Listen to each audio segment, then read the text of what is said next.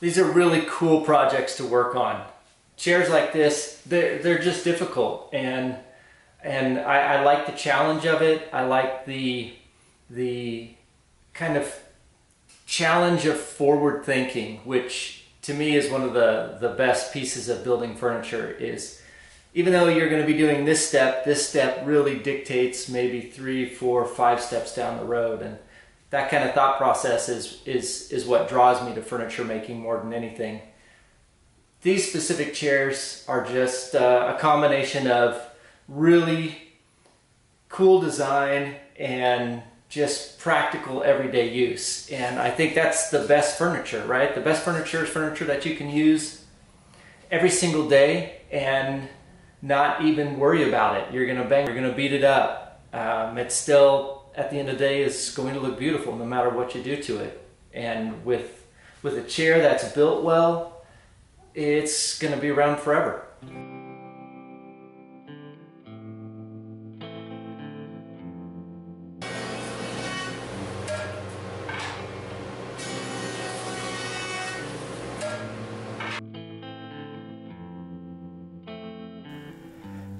At this point, I have completed a prototype, made any necessary design adjustments, and am in full-blown production. We're talking about 10 chairs, 14 parts per chair, 140 parts total, and to bring it all together requires 36 mortise and tenons per chair for a total of 360 M&Ts. I will be putting the panel router to work over the next few days, using a blend of traditional and compound angled mortise and tenons to bring this chair to life and give it the necessary strength to live the test of time. Every piece of furniture that goes through my shop always ends up right here on my Sjobergs bench.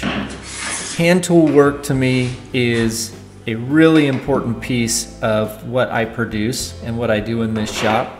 It gives me a really good chance to look at each piece for quality and for grain layout, and it gives me the opportunity to produce the best finish possible on my finished pieces. So we'll go through a hand planing process, a card scraping process, and then if there's any necessary work that needs to be done with sandpaper, I'll do that last.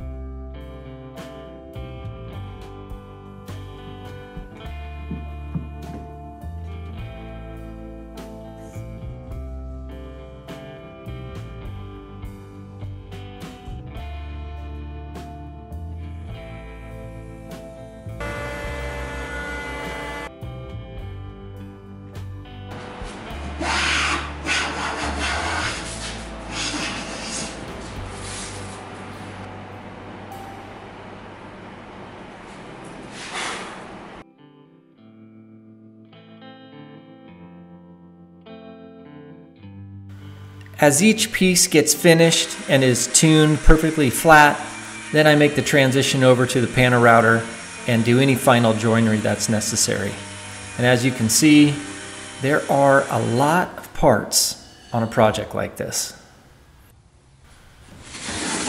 The backs are shop sawn veneered Bastogne Walnut. This is where I got to have a little fun and be a little creative and kind of hand pick each front and back for each chair. And these just turned out phenomenal.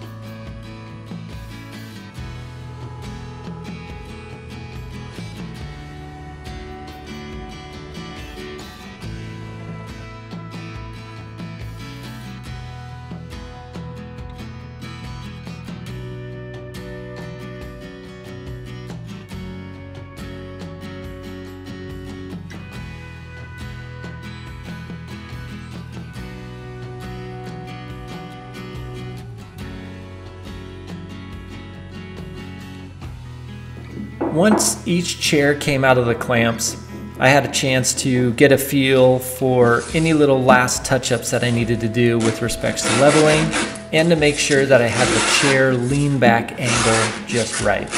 In this particular case, just a little sandpaper on the bottom of the foot, got everything leveled out, and then I could move forward with using this water buffalo hide in order to get the feet pads on.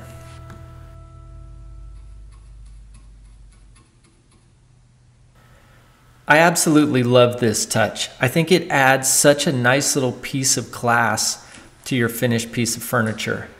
Yeah, you can go out and buy traditional foot pads, but there's nothing like leather on the bottom of your chairs. They don't make a sound on the floor, don't leave any marks behind, and they just look so cool. Once everything's cured up, then it's just a matter of using a nice sharp chisel and getting everything shaped properly to the chair leg.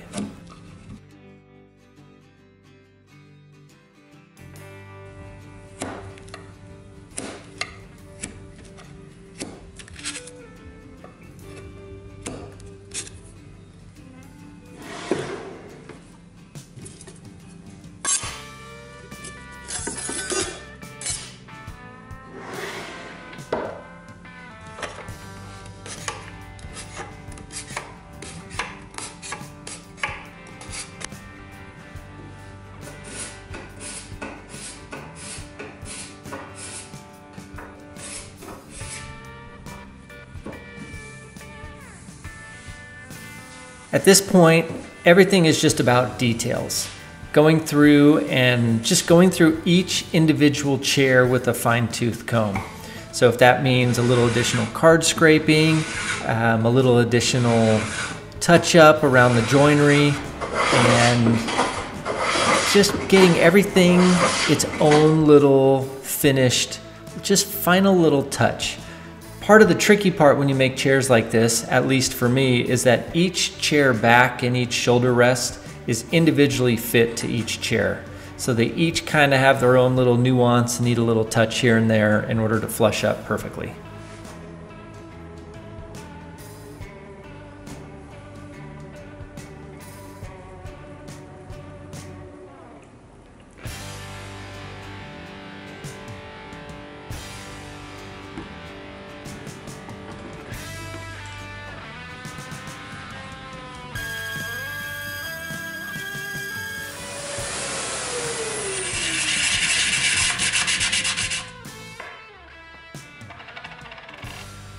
Thank you very much for taking a few minutes to kick back and relax and enjoy this build video.